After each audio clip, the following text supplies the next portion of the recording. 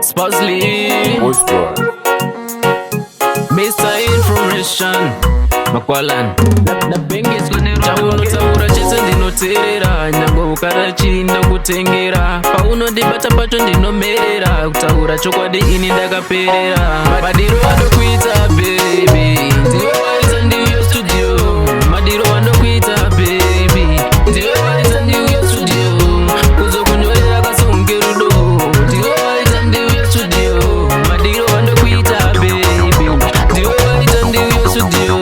Awarudo ndespunu nondipaka sechikafu, ndosaka ndauya kustudio kuzokupa manafu. Wakandida ndakaonda iko zvino ndave dhafu, wakandipidha nerudo kusvika pandiri nhasi. Saka neva nimbokuziya uchitambura, mai mwana chaunoda iwe chingotaura. Ndakuda ini newe kusvika tachembera, urimo musaidhi mangu wakandizembera. Madiro anokuita baby, ndiwe waita ndiyo studio. Madiro anokuita baby, ndiwe waita ndiyo studio. Kuzokunyorera kasonge rudo, ndiwe waita ndiyo studio. Madiro anokuita baby, ndiwe waita ndiyo studio. Ndinekaweka ndofila paunofona, kamufariro kacho pandinokuona. Ndakuunganidza mari ndizokurora, mama vanogara vachibvunza murora. Chaunoda chese ndinokuteerera, nyange ukada chii ndinokutengera. Paunondibata pacho ndinomerera, kutaura chokwadi ini ndakaperera. Madiro anokuita baby, ndiwe waita ndiyo studio. Madiro anokuita baby, ndiwe waita ndiyo studio. Kuzokunyorera kasonge rudo, ndiwe waita ndiyo studio.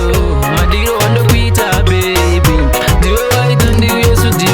Awarudo nespunu nondipaka sechikafu, ndosaka ndauya kustudio kuzokupa manafu. Wakandida ndakaonda iko zvino ndave dhafu, wakandipidha nerudo kusvika pandiri nhasi. Saka neva nimbokusiya uchitambura, mai mwana chaunoda iwe chingotaura. Ndakuda ini newe kusvika tachembera, urimo musaidhi mangu wakandizembera. Madiro anokuita baby, ndiwe waita ndiyo studio. Madiro anokuita baby, ndiwe waita ndiyo studio. Kuzokunyorera kasonge rudo, ndiwe waita ndiyo studio.